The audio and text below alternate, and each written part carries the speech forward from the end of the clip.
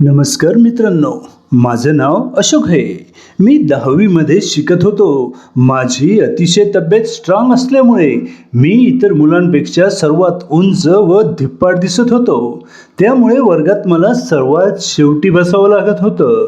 इतर मुलं पुढे बेंचवर बसत होते. मी जर पुढे बसलो तर माझ्या मागील मुलांना काही दिसत नव्हतं. त्यामुळे सर मला पुढे बसू देत नव्हते आणि त्यामुळे मला सर्वात शेवटच्या बेंचवर बसावं लागत होतं.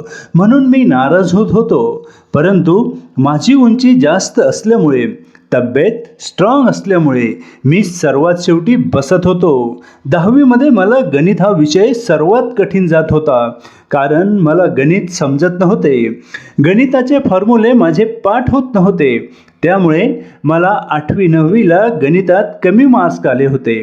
त्यामुळे 10वी पास होण्याकरता गणित समजून घेणं खूप गरजेचं होतं.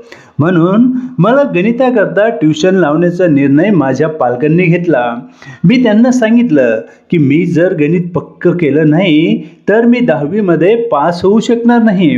त्यामुळे त्यांनी मला जाधव मॅडमकडे ट्युशन लावून दिली. म्हणून मी आता रोज ट्युशनला जात होतो. त्यामुळे आता मला मॅडमने शिकवलेलं समजायला लागलं होतं. त्यामुळे आता माझी हळूहळू गणितामध्ये प्रगती होऊ लागली होती. परंतु आता मला ट्युशनला दररोज जावं लागत होतं. त्यामुळे माझं गणितसुद्धा पक्कं होत होतं. म्हणून मी एकही दिवस गणिताची ट्युशन न चुकवत होतो. मी ज्या मॅडमकडे ट्युशन लावलेली होती त्या मॅडमचे मिस्टर शहरामध्ये नोकरीला होते. तर मॅडम आमच्या शहरामध्ये शाळेत शिक्षिका होत्या व शाळा सुटल्यानंतर आमच्या ट्युशनही घेत होत्या.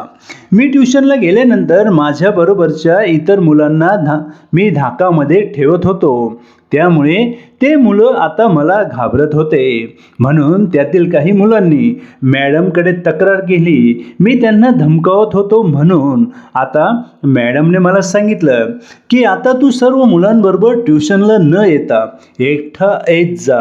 मी तुला एकट्याला शिकवेन, कारण तुझ्यामुळे इतर मुलं नाराज होतात.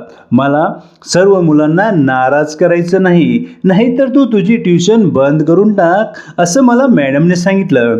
तेव्हा मी मॅडमच्या हातापाया पडलो. तेव्हा त्यांनी सांगितलं की मग ठीक आहे, आता उद्यापासून तू या मुलांची ट्युशन संपल्यानंतर एकटा येत जा. मी तुला एकट्याला शिकवेल, असं मॅडमने सांगितलं. त्यामुळे आता मी सर्व मुलं गेल्यानंतर एकटा जात होतो. मॅडम मला शिकवत होत्या, परंतु सर्व मुलांमध्ये चांगला टाईमपास होत असल्यामुळे आता मला खूप बोर होत होतं. परंतु त्यावर काही विलाज नव्हता. त्यामुळे मी चुपचाप सर्व काही सहन करत होतो. रोज मी मॅडमकडे ट्युशनला जात होतो. त्यामुळे मॅडम मला लक्ष देऊन शिकवत होत्या. उलट सर्व मुलं असताना मॅडमचं माझ्याकडे जास्त लक्ष जात नव्हतं.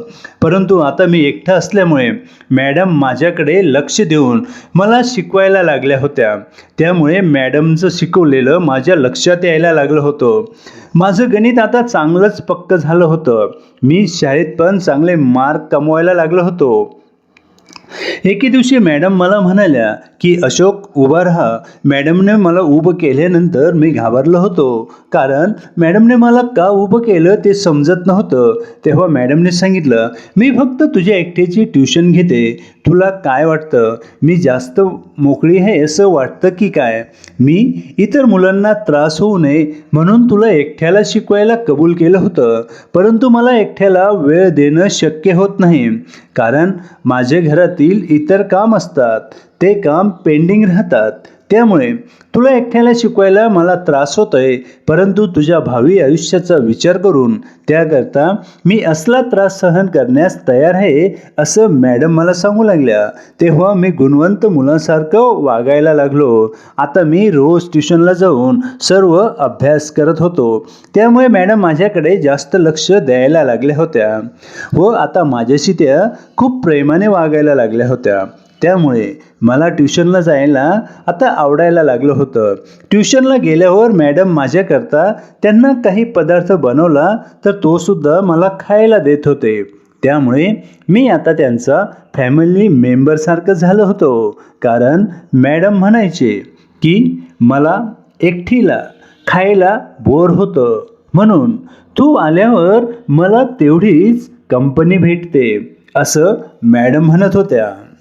मॅडम दिसायला खूपच मॉडर्न व सुंदर होत्या, त्यामुळे मी पण आता हळूहळू मॅडमकडे आकर्षित होऊ लागलो होतो. कारण मला मॅडम आवडायला लागली होती, त्यामुळे मी मॅडममध्ये रस घेऊ लागलो होतो. परंतु मी विद्यार्थी होतो, मॅडम मला शिक्षिका होत्या, त्यामुळे मी स्वतःला रोखायचा प्रयत्न केला. परंतु मॅडम मी असताना शिकवताना त्या ड्रेसवर ओढणी घेत नव्हत्या, त्यामुळे मला त्यांचा पुढचा भाग पूर्ण दिसत होता.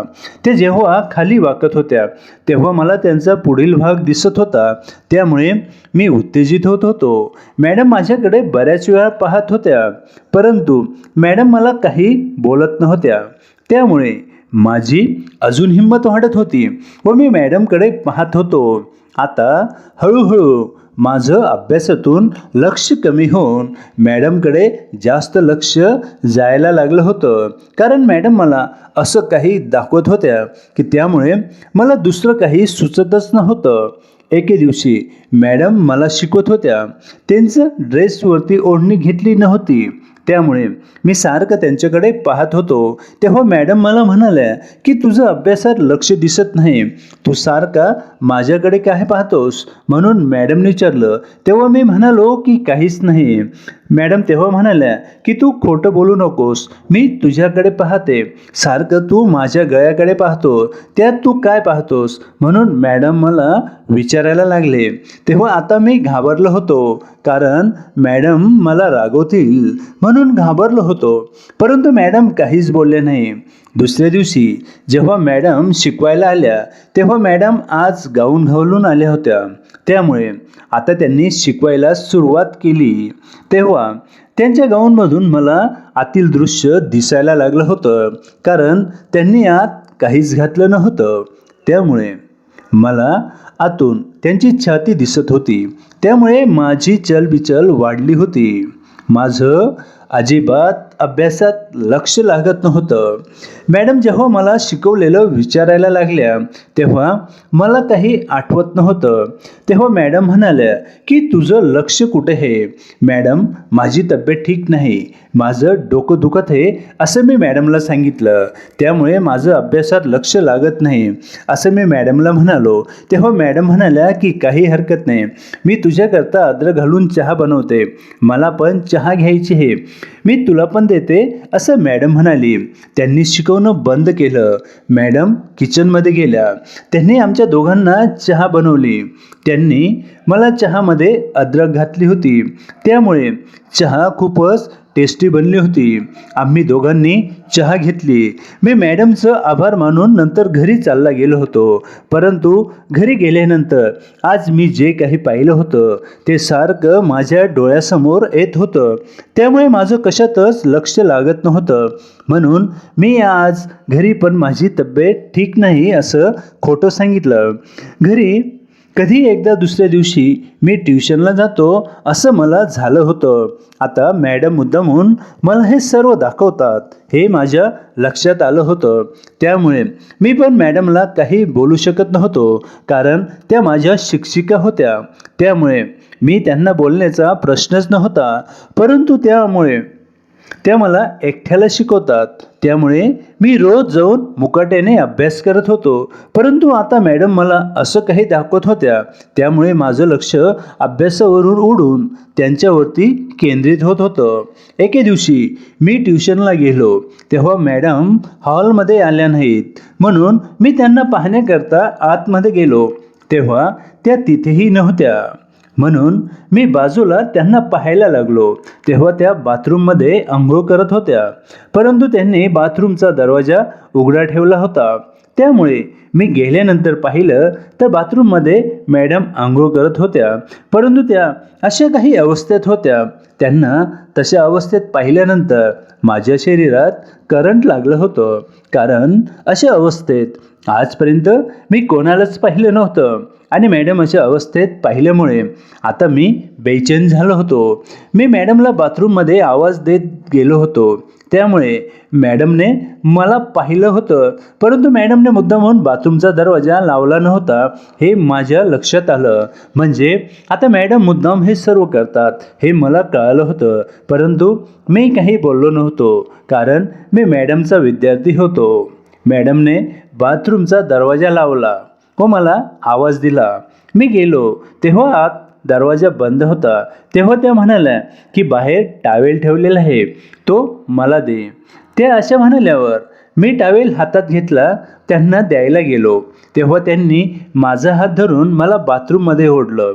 मी आत गेलो तेव्हा त्यांनी विचारलं की तू आत काय पाहत होतास? तेव्हा मी म्हणालो की मी तुम्हाला पाहायला आलो होतो, तुम्ही दरवाजा उघडा ठेवला त्यामुळे मला आतलं सर्व दिसलं असं मी म्हणालो. तेव्हा मॅडम म्हणाल्या की तुला इकडे यायची काय गरज होती? तू हॉलमध्येच माझी वाट पाहत का थांबला नाही?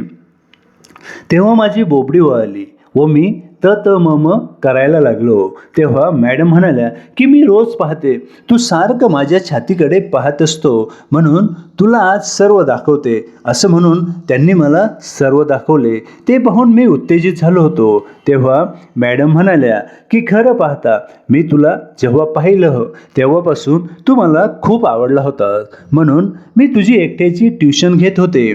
तेव्हा मी म्हणालो की मॅडम मला पण तुम्ही खूप आवडल्या होत्या, परंतु तुम्ही माझ्या शिक्षिका असल्याने मी काही बोलत नव्हतो. असं म्हणाल्यानंतर त्यांनी मला जवळ ओढलं.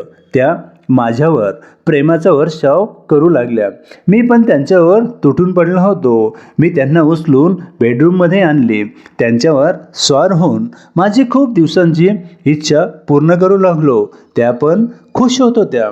माझ्या पतीमध्ये एवढी शक्ती नाही म्हणून ते मला असं सुख देऊ शकत नाहीत असं त्या म्हणू लागल्या. तू आज माझी खूप दिवसांची इच्छा पूर्ण करत आहेस असं त्या म्हणाल्या. आता रूममध्ये फक्त आम्ही दोघेच होतो. पूर्ण रूममध्ये आमच्या मस्तीचा आवाज घुमत होता. मित्रांनो, तुम्हाला हा व्हिडिओ कसा वाटला ते कमेंट बॉक्समध्ये जरूर सांगा. धन्यवाद.